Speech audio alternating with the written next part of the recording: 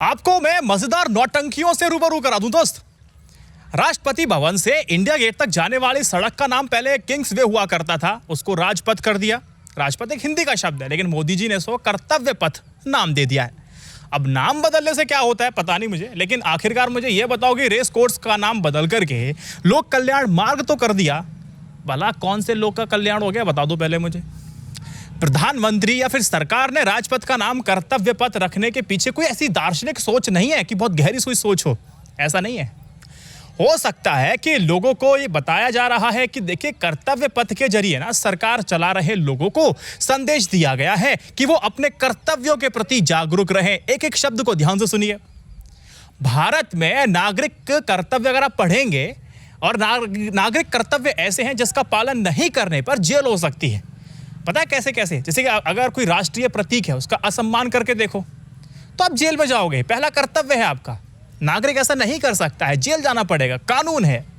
इसी तरह से कर्तव्य है कि देश की एकता, अखंडता और संप्रभुता को बनाए रखने का।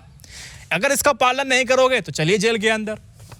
वाजपेयी जी की सरकार ने 2002 में एक कर्तव्य को और जोड़ा था। क्या कर्तव्य था? कि हर माता पिता अपने 6 से 14 साल के बच्चे को स्कूल भेजना उनका परम कर्तव्य माना जाएगा। लेकिन देश में 14 साल से कम उम्र के 1.5 करोड़ के करीब बच्चे स्कूल जाने के बजाय काम करते हैं। यह एक दंडनीय अपराध है। सोचो कि कर्तव्यों का निर्वहन नहीं करने पर जेल भेजने का कानून है, लेकिन अधिकार नहीं मिला तो नागरिक कुछ नहीं कर सकता है। उसके लिए सरकारों की जिम्मेदारी तय नहीं हो सकती है। संविधान नागरिकों को सम्मान से जीने का अधिकार देता है कि नहीं देता? बिल्कुल देता है। फंडामेंटल राइट्स किसको कहते हैं? इसी को कहते हैं। लेकिन करोड़ों लोग पशुओं जैसी बदतर जिंदगी बिता रहे कि नहीं बिता रहे? बिता रहे। लेकिन इसके लिए किसी सरकार की जिम्मेदारी बनती है? नहीं बनती है। पीने का साफ पानी होना चाहिए, नसीब हो रहा है? नहीं हो रहा है। कहीं बाढ़ में डूब करके लोग मर जा रहे हैं, तो कहीं पर बारिश और लाइटनिंग की वजह से लोग मर जा रहे हैं। कहीं लू चल रही है तो ठंड कभी ज्यादा हो जा रही है तो लोग मर जा रहे हैं। तो कहीं महामारी में ऑक्सीजन खत्म, दवा खत्म, इलाज की कमी से लोग मर जा रहे हैं। भाई साहब, अधिकार छीन करके या उससे वंचित करके नागरिकों को कर्तव्यों के निर्वहन में लगाना देश को किस दिशा में ले जाएगा? भाई साहब ये बताइए आप। एजुकेशन वाला पॉइंट समझा दूं उसमें इनका कर्तव्य क्या था। देखो, मिड डे मील पर खुल करके बोलता हूं मैं, समझ जा। 1990 की विश्व कॉन्फ्रेंस में सबके लिए अनिवार्य शिक्षा की घोषणा की गई थी। याद रखना, 15 अगस्त 1995 को सरकार ने स्कूलों में मिड डे मील की योजना शुरू की। स्लोगन तो सुने होंगे ना आपने, चलो स्कूल चले हम, बेटी पढ़ाओ, और जब स्लिप ऑफ टंग हो जाता है तो बेटी पटाओ भी हो जाता है।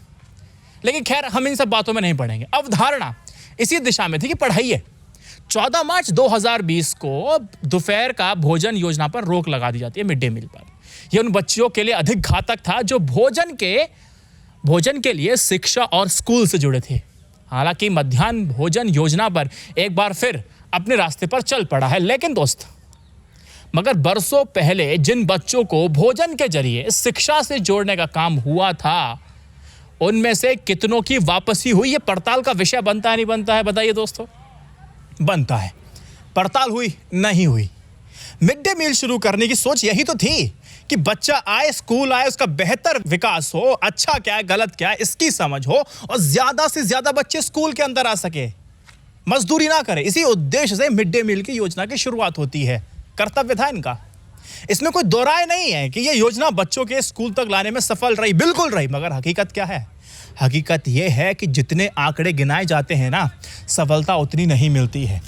आंकड़ों में और हकीकत में भैया बहुत बड़ा फासला है, एक बहुत बड़ा फासला है। उसको पाटने की जिम्मेदारी किसकी है? सरकार की है। कर्तव्य किसका है? सरकार का है। निर्वहन कर रहे हैं सब हमसी चाहोगे आप लोग। मिड डे मील योजना 1997-98 तक देश के सभी राज्यों में लागू हो चुकी थी। 2002 में मदरसों में भी इसमें शामिल कर लिया गया था। 2014-2015 में योजना 11.5 lakh primary and secondary schools में चल रही थी। पता तब के आंकड़े बताते हैं कि 10 करोड़ बच्चे लाभान्वित हो रहे थे। 2011 में योजना आयोग द्वारा जारी आंकड़ों के अनुसार भारत में स्कूलों की संख्या 15 लाख थी। दोस्त, हकीकत पता है क्या है? हकीकत दोस्त ये है कि unified district information system for education की रिपोर्ट यह बताती है कि देश की स्थिति बिल्कुल सही नहीं है। ये बताती है कि देश में सरकारी स्कूलों की संख्या में लगातार कमी आ रही है, जबकि निजी स्कूलों की संख्या है लगातार बढ़ती जा रही है। रिपोर्ट 2018-19 में देश में 50,000 से अधिक सरकारी स्कूल बंद हो जाते हैं। मिड डे मील योजना के बावजूद बच्चों के बीच में पढ़ाई छोड़ने का जो सिलसिला है ना, वो थम नहीं रहा है, चल रहा है। यदि पढ़ोगे नहीं तो देश कैसे आगे बढ़ेगा। यूनेस्को की ताजा रिपोर्ट में बताता हूं, वो बिल्कुल स्पष्ट है कि कोरोना महामारी के कारण पढ़ाई छोड़ने वाले बच्चों की संख्या और तेजी से बढ़ी है।